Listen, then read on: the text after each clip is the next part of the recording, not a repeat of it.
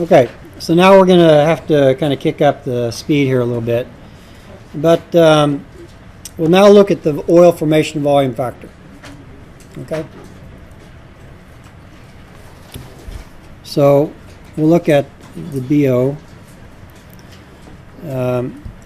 And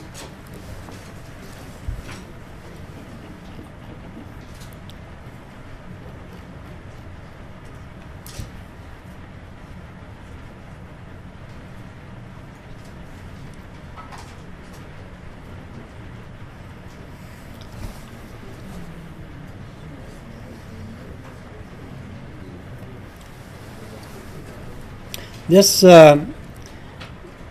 is going to generally it's going to start around 1.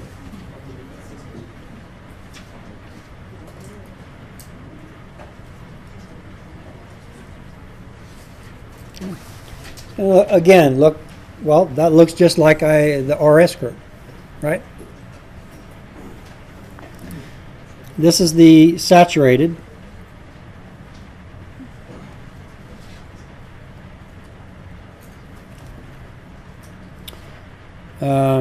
Each of these being a different oil, of course.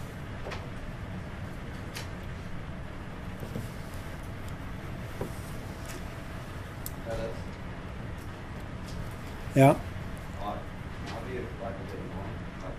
thought BO never starts at 1.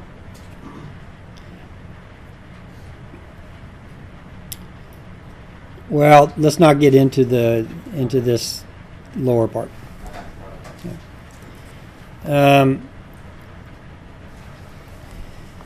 So this is the saturated part of the curve, and what you can say is that again, for the low GOR type oils, I sketched the RS.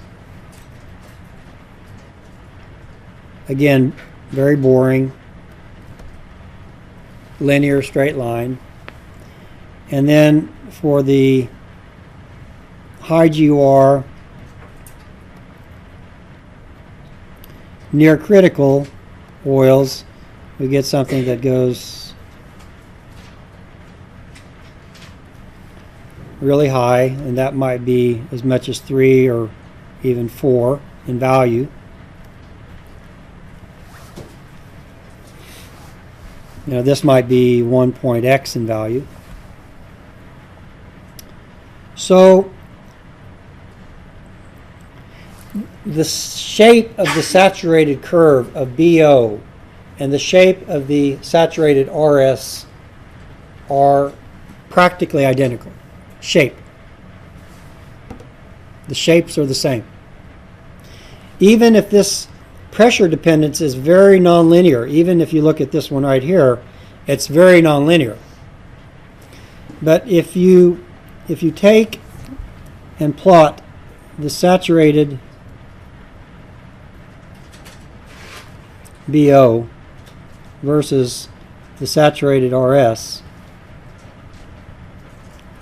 then you'll always get, no matter which of these systems you have, the low GOR, the high GOR, the near critical, doesn't matter. This is basically going to be a straight line,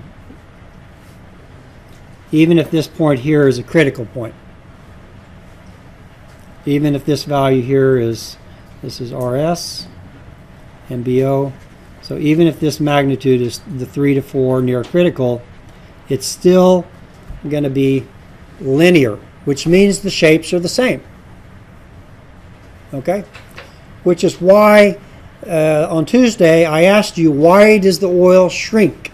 And the shrinkage is directly one-to-one correspondence related to the gas that's remaining in solution, or how much comes out. Okay? So it's essentially a straight line, linear trend. And that will be for any oil. And if you want to do a quality control of your, your boss gives you a model with a black oil table in it, and you're suspect or want to do some quality control of that table, and there are usually very bad tables out there, created God knows how. You make this plot, and if it's not a straight line, hand it back to your boss and say you want to transfer. Or a new boss.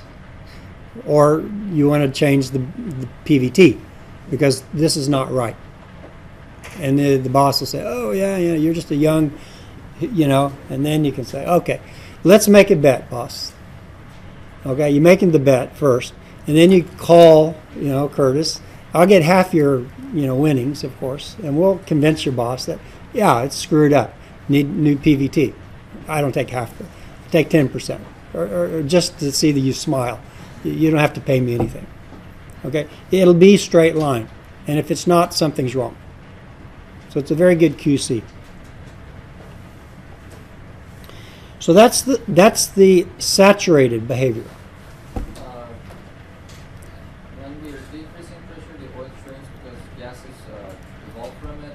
Yeah. But does the oil itself, the liquid part, expand because of this decrease? It totally overcompensates for the oil compressibility expansion.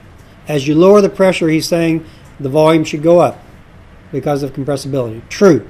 But the loss of mass, the loss of this gas from solution, totally overdominates that compressibility effect. Okay. So this is the shape of the saturated curve. And the RS for the undersaturated, the composition remained the same. But remember, when we took our water bottle test, we filled it with saturated water, and I squeezed it. I'm not particularly strong anymore, or I never was really. We got the strong guy to squeeze it to go to 5 bar. Okay, the volume is not constant, right? We're squeezing it. We're changing the volume a little bit. It's getting smaller. Okay. And what you'll find is that as you take this oil undersaturated and change the pressure to higher pressures, its volume is going to decrease like this. The higher the pressure you get, the less it decreases. Why? Because the compressibility of the oil is getting smaller and smaller. The oil compressibility is at a maximum right at the bubble point. So I'll make a little sketch. Starting here, compressibility of oil. We're starting right there at that point, and it will look just like that curve there.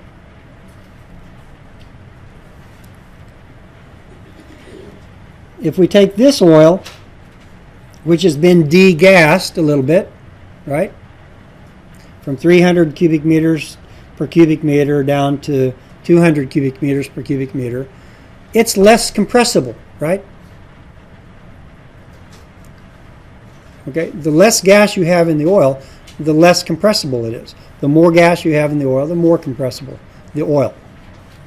So this guy is going to start down here at a lower compressibility. And as you increase its pressure, it won't drop as fast, and it'll become even more flat because the compressibility starts lower and it doesn't change as much. Okay? And then by the time we get down to this oil's got 50 standard cubic meters per standard cubic meter left in solution. It's just hanging on to its last solution gas. Okay, we've degassed it quite a bit. But if we take that oil and we do a water flood, we pressure the reservoir back up to some high pressure and we do a water flood, then that oil will basically just barely change in volume. It will decrease a little bit, but it'll be a lower compressibility with less pressure dependence. Okay? It's a lower compressible oil, and it's becoming almost incompressible. Doesn't change very much. These are the undersaturated characteristics of the BO. This line here is the saturated characteristic. Republicans and Democrats. Okay? You got to have both of them. Okay?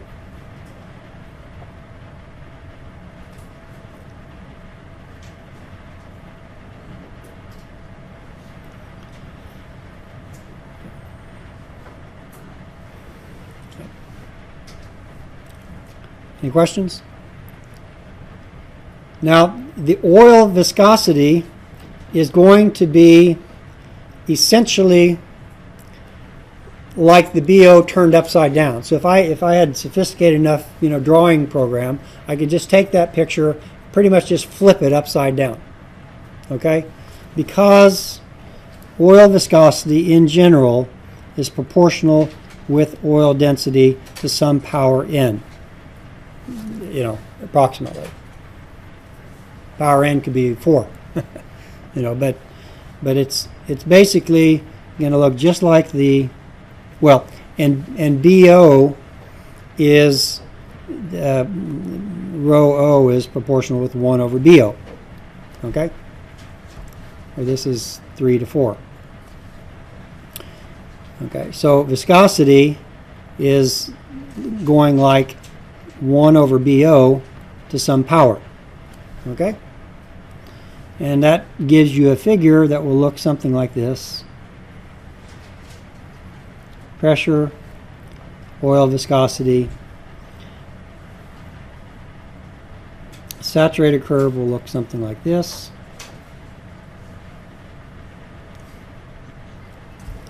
Okay, that was our initial bubble point.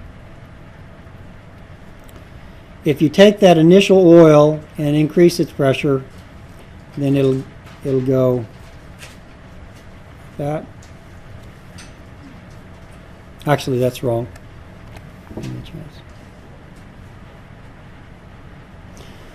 Go like that. It'll have a lower slope initially because it's the inverse of the BO. Okay.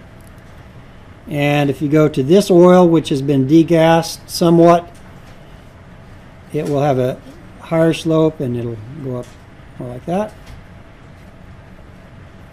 And this guy here will go up like that.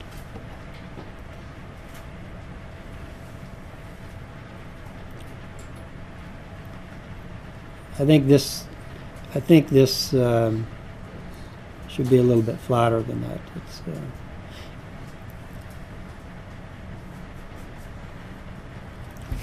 okay. So these are the undersaturated characteristics of the oil viscosity, and along here is the saturated.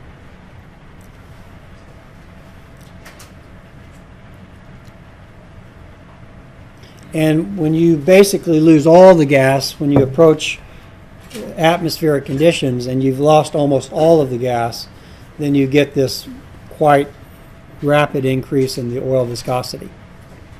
Okay. Yeah. The first line from the bottom, does it mean that as we increase the pressure after the bubble point, it will, the viscosity will increase more and more as we increase the pressure? That's right. Yeah. So if you take that initial oil and you increase the pressure in the reservoir, its oil viscosity goes up. No, I mean the slope of that. Oh. Yeah, I mean, I'm not going to say too much about the slopes. I don't remember. In chapter 3, there's an equation by Standing that gives the relationship of oil viscosity undersaturated to oil viscosity saturated and the degree of undersaturation. There's an equation there. I think it has density. There's several equations in there that give this. So you can, I don't remember what it looks like. It just goes up. Okay. So that's oil viscosity.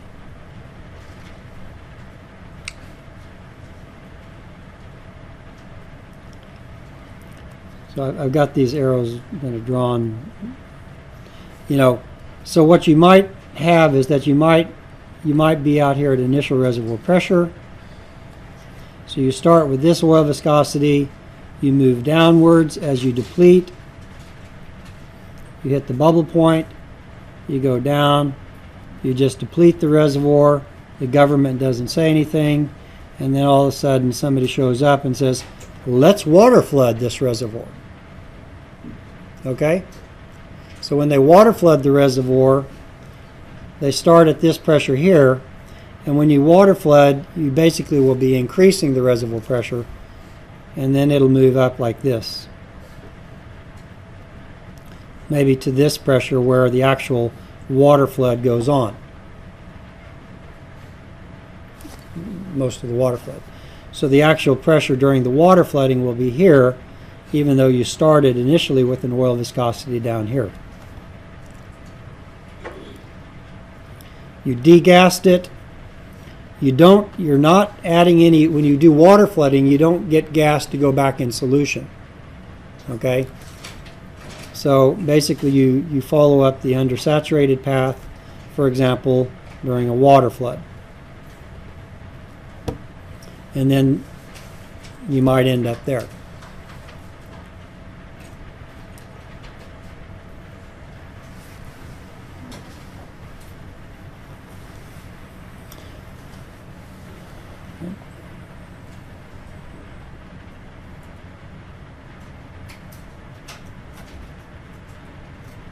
So that's all the oil properties. Is pretty much all I think I wanted to say about those. And then we have the gas properties we need to cover.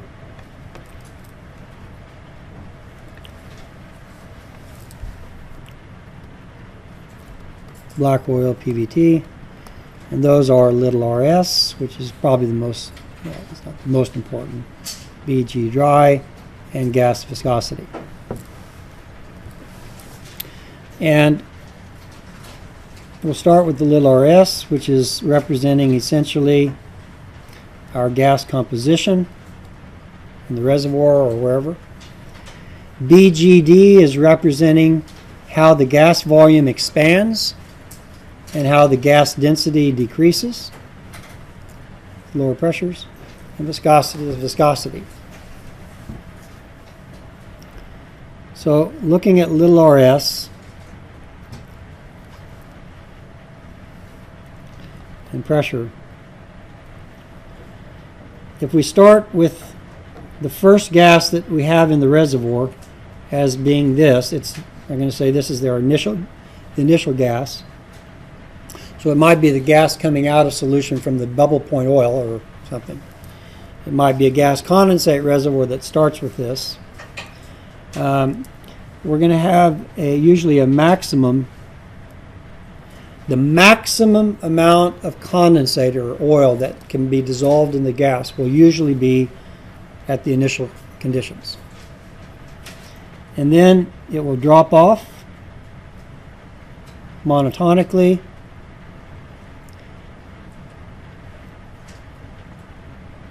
And then it'll start flattening off.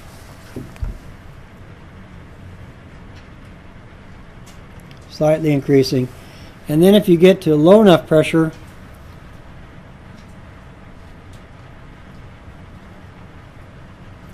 this thing can really take off.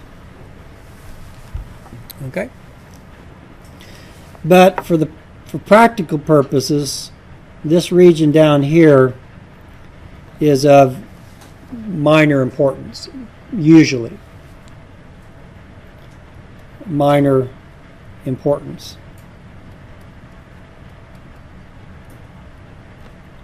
Usually.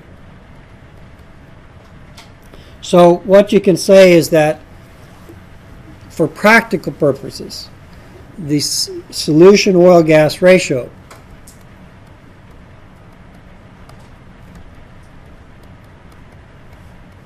is a monotonically decreasing function with decreasing pressure. We shed more tears as the pressure goes down and the little RS goes down because our dollars are going down. Okay? Or whatever currency you want to use.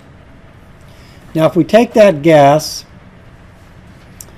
that initial gas, and we take it to higher pressures, its composition will not change. This is our initial composition.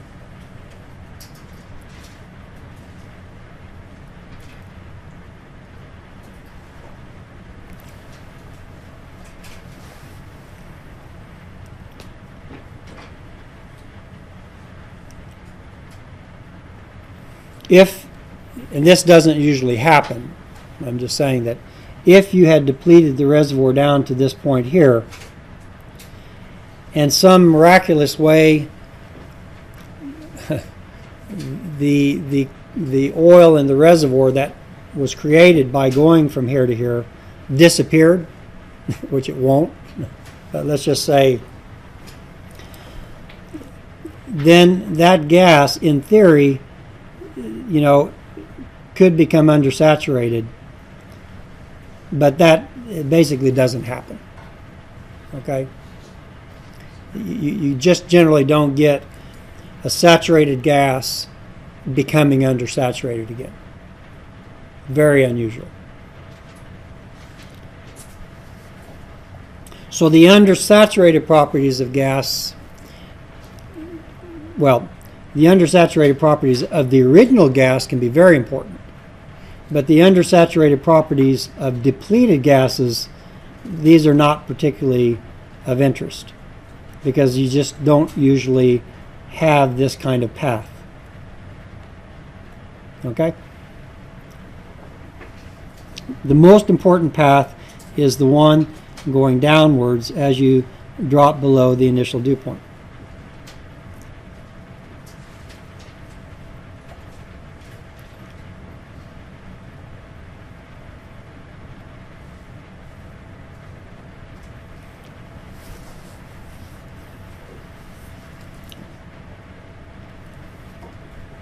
Okay, so that's the gas, and this is important because I'll just put numbers.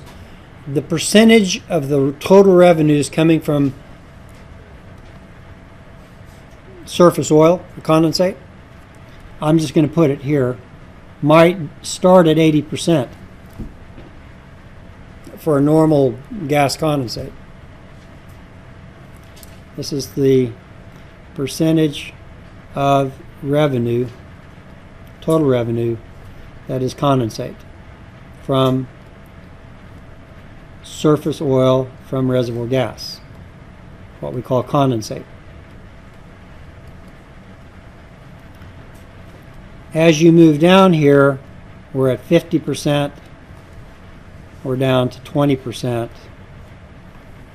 We still be making maybe 15% down here. Okay? It's still important, but you've lost a lot of importance as it goes down. So it's a big deal for a project economy in a gas condensate field.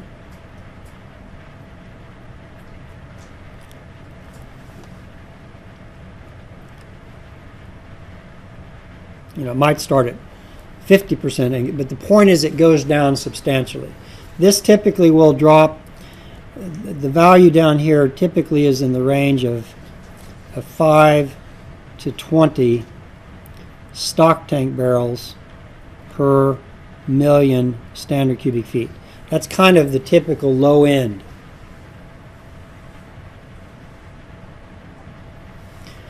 The initial values can be anywhere from, you know, can be as low as 20 to as much as 300.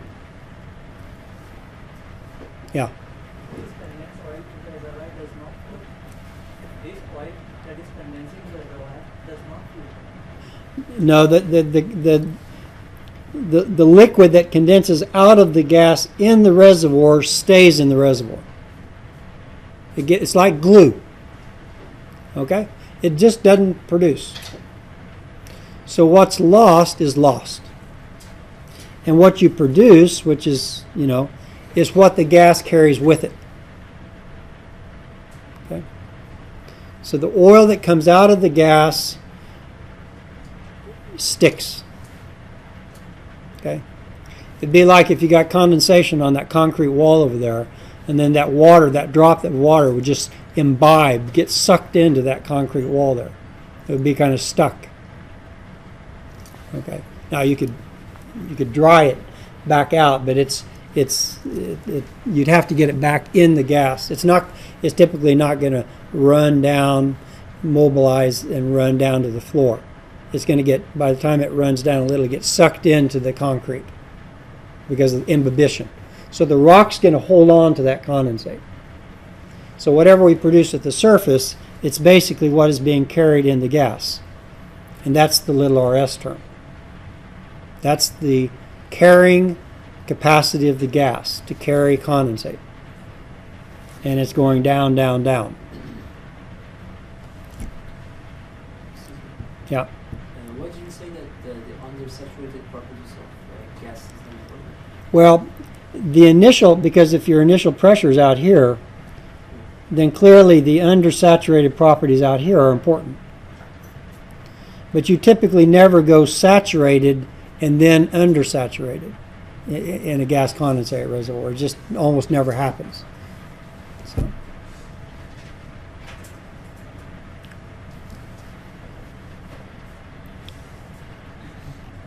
Okay. Yeah. As oil moves upward in the wellbore, its RS will decrease, okay, and it will lose oil, the gas will lose the oil, okay, as it's coming up. Is that right? I have to repeat loud. There's this machine here.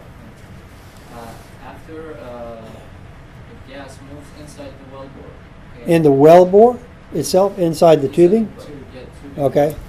As it's coming up, the pressure is decreasing, so it's, the little RS is decreasing also, and so the gas is losing some oil as it's coming up. Yeah, so he's saying that as you get gas into the wellbore and it moves to the surface, the pressure is decreasing, the temperature is decreasing, and both of those effects will cause condensation. Okay? And what happens to that condensate? Well, that condensate does not stick to the tubing. Okay? In general, the rate will be so high that any liquid that condenses out inside the tubing will be carried to the surface. The gas will lift it to the surface. So you don't have to worry about that. It's different in the reservoir. In the reservoir, it sticks. In the tubing, it shouldn't stick. If it sticks, you're talking about a sick gas well. And that happens, but it happens at the end of the life of the well, and nobody cares about old people like me. Anyway, I'm not old. But in 20 years, you won't care about it.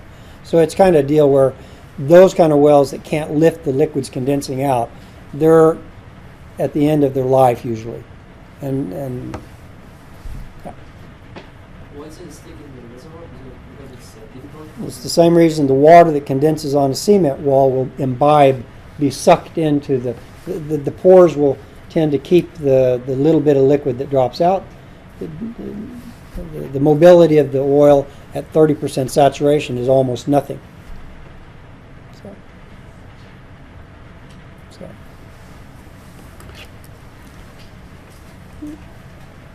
Okay. So then the gas formation volume factor, that will look like this.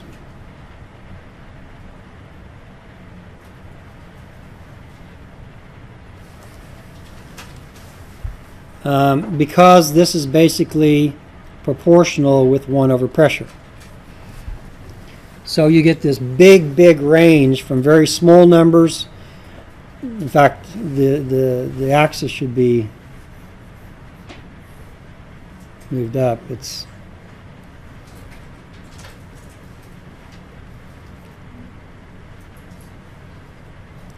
It starts with really small numbers and it goes to really big numbers.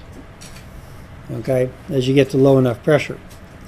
So what I definitely recommend you do is not plot BG, but always plot 1 over BG. This kind of has a range from 0 to, maybe 300. It's how much the gas expands. Okay? And that's going to be pretty much a straight line. It'll be straight down here, be a little bit of curvature up there. Okay? Nearly linear, certainly at the lower pressures. And this is not linear, which is, it's hard to put on, you put it on a figure, I can't use the figure because I want to read these numbers out here, and then the scale is, I can't read them. So it's a useless figure. But with the 1 over BG, it's all, it's great. I can read down here, I can read it up here.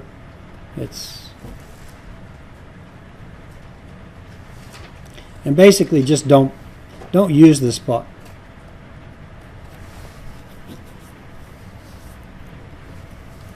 Okay? Yeah. At the bubble point, is BG? At the dew point. At the dew point, yeah, is BG equal to it? Well, at the dew point, at the initial dew point, you may see some kind of discontinuous-like behavior.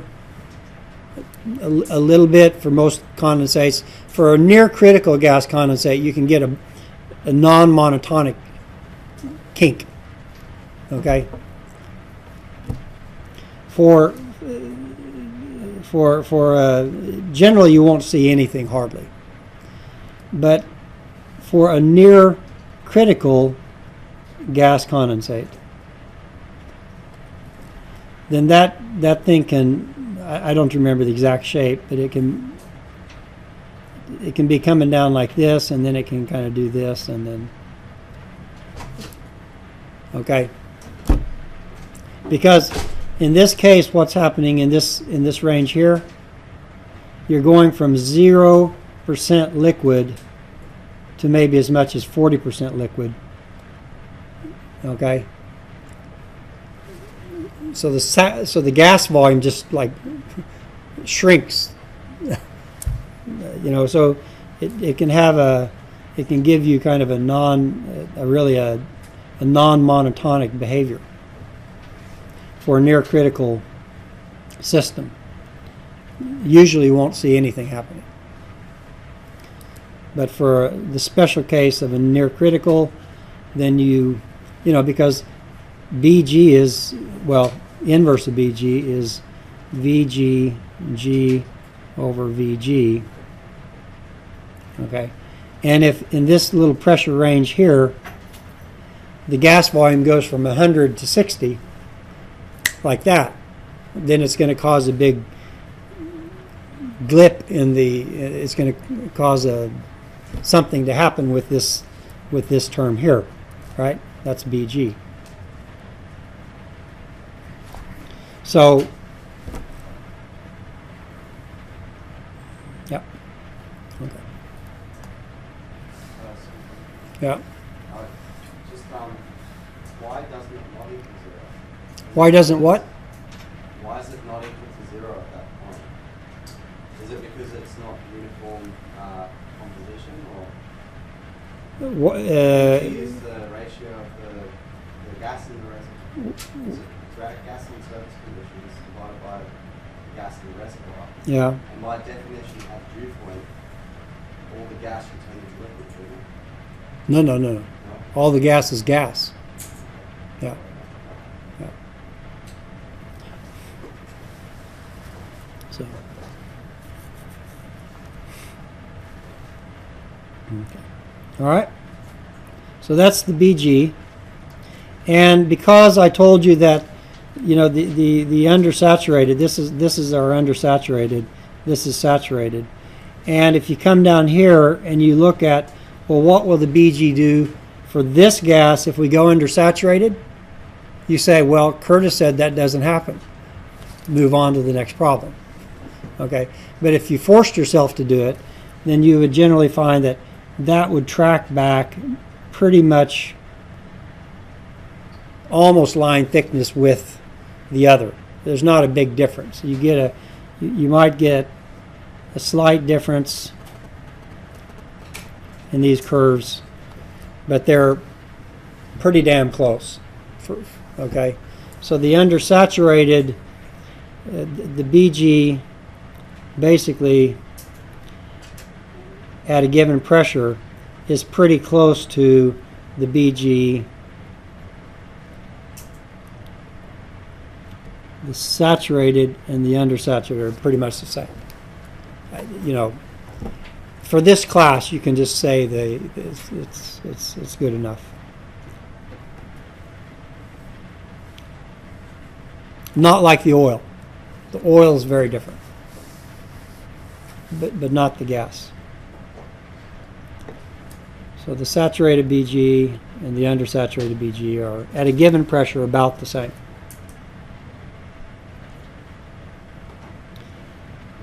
And gas viscosity is proportional with gas density. And that's basically proportional, not to the power n, but pretty much linear. And that's basically proportional with little bg. And so you get something that doesn't look like this. There must be something wrong here. Yeah, you kind of get something that just increases. It won't, well, it's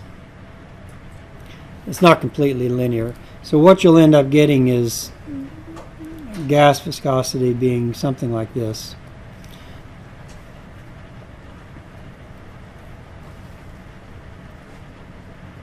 Not much pressure dependence, and then it finally, at higher pressures, might kick in some pressure dependence.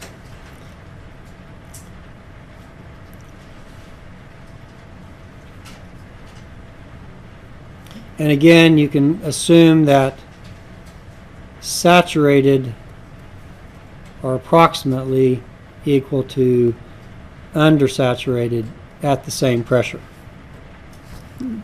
One curve. Approximately. 0.01, 0.1. Okay.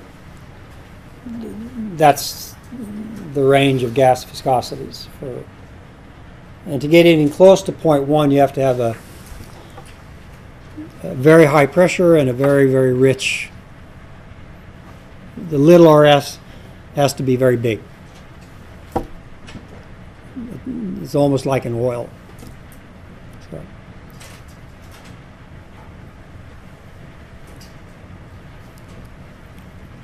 Okay, so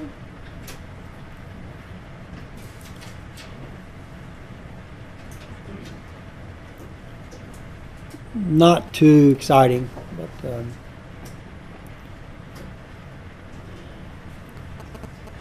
BG again. The little RS is important. It's important. You remember that as you hit the dew point, the little RS is going to drop, and as you drop the little RS, you lose a lot of revenue, and that's important. So you need to bring that with you, even if you plan on becoming president of Schlumberger. Okay, if that's your goal, it's still worthwhile remembering that from the PVT course. Okay.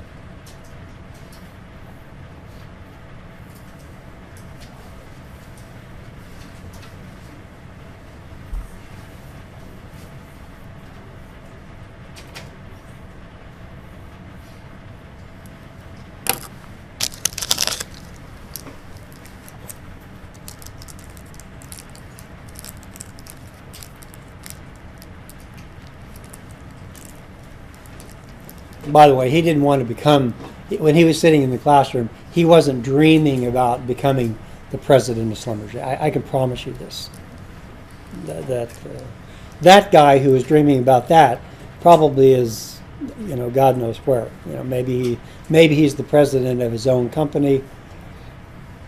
Maybe they're broke, but maybe they're making bukus of money. But the one who thought about Now, there's nothing wrong in everybody. We should all want to become president of something, even if it's the local YMCA or the local, chapter of soccer or whatever. There's nothing wrong with that.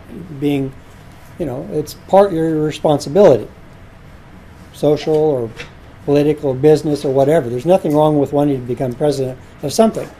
You can try to be president at home. It usually doesn't work. Okay. But your mom and dad might let you be president for a day or two. So there's nothing wrong with that. But he certainly didn't think about it then. So okay, so I'll be gone next week. I don't know when the student assistants are going to have. Probably on Thursday or Friday, the problem session. I'm guessing. So, but they'll post it on the It's Learning.